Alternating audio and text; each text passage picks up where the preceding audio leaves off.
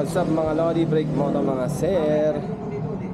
Ano, click before mga bossing.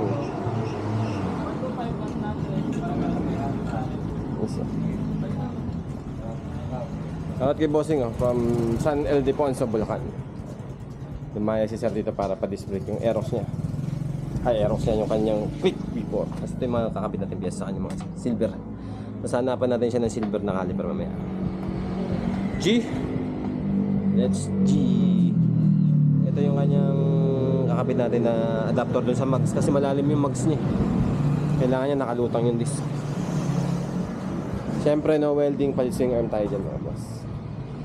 Ay, yan. Yung swing arm na gagamitin natin.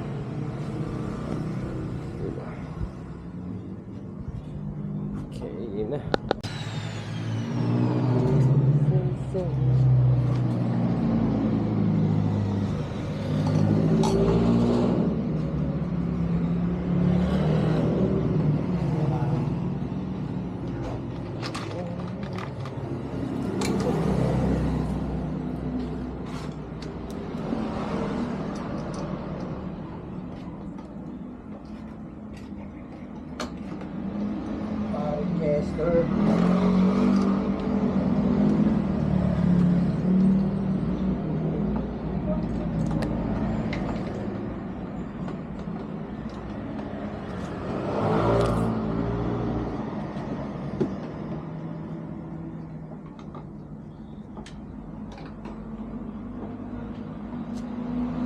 Konti lang.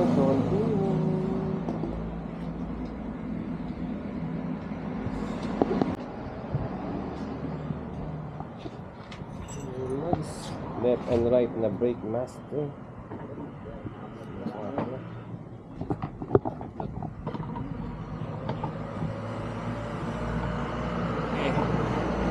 Sentro mo. Ayaw. Yun.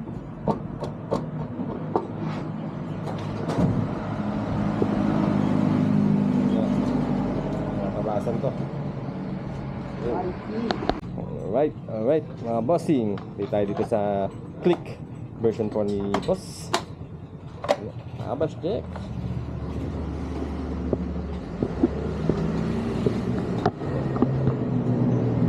So block muna yung nilagay natin. Papalitan na natin ng color silver yan mga boss. Na yung pipe, tapos pakita na lang namin yung pipe dito mga boss. Ay.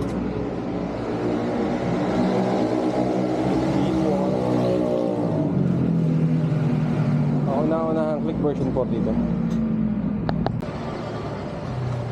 Testing. Yung basala para matanggal yung ating brake fluid. Brake master, silver. Okay, tira. Sheesh. Yan mga boss, pagka gusto nyo magpa-disc brake sa amin, located kami rito sa may Barangay Tongkong Mangga. Sana sa Del Monte, Bulacan mga sir. Pwede nyo i-waste brake moto shop. Yun dyan no, SM na yan, SM sana. Sa testing mo.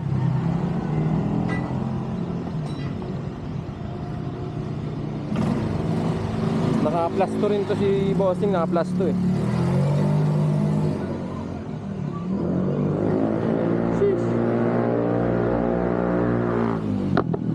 Shop natin eh, no? Brake moto. Tapos si bossing, ito plug and play yung gagawin natin dito sa kanya. So dala niya yung mags. Tapos yung swing arm ng B2 nakakapit na rin dito. B2 na NMAX. Tapos plug and play lang yung concept na gagawin natin dito guys.